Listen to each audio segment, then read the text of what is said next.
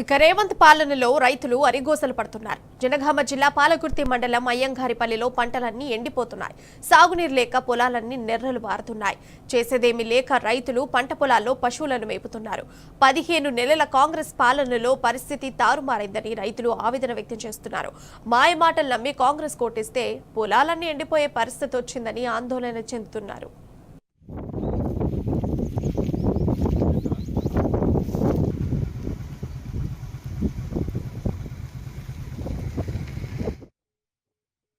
గతంలో నీళ్ళు వచ్చినాయి. అప్పుడు మన దయాగ్రావు కేసీఆర్ ఉన్నప్పుడు మాకు పుష్కరం నీళ్ళు వచ్చినాయి.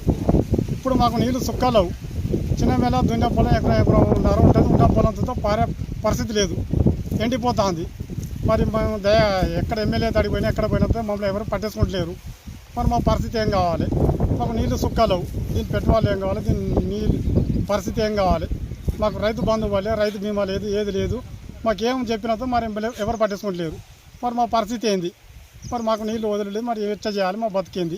ఎవరు ఏ అధికారి కూడా పట్టించుకోలేదు. దీంట్లో పొలం ఎండిపోతుంది. మరి ఎట్లా కనీసానికి రైతు బంధు అంతా అవి కూడా లేవు. ఇప్పుడు సంవత్సరం కాలం వచ్చి 2 కార్లు రాలేదు. ఇప్పుడు కూడా నాకు రూపాయి వల్లే. ఇంకా మరి ఎట్లా బతకాలి చెప్పండి. ఇప్పుడు అవి పడితే అనే నమ్మకం లేదు. మొత్తం బీటలు వారింది, పశువులు మేపుకుంటట్టు అయింది. కాబట్టి ప్రభుత్వం స్పందించి నీళ్లు ఇప్పటికైనా వదిలిపెట్టాలని మనవి చేస్తున్నాను. మరి ఇంకో విషయం ఏంటంటే అప్పుడు కరోనా ఉన్న సమయంలో కూడా అప్పుడు రైతు బంధు వచ్చేది. ఇప్పుడు రైతు బంధు వెళ్ళలేదు. రైతు భరోసా కానీ ఎలాంటి గవర్నమెంట్ నుంచి రైతులకు ఏం ఆర్థిక సాయం ఎలాంటిది అందుతలేదు.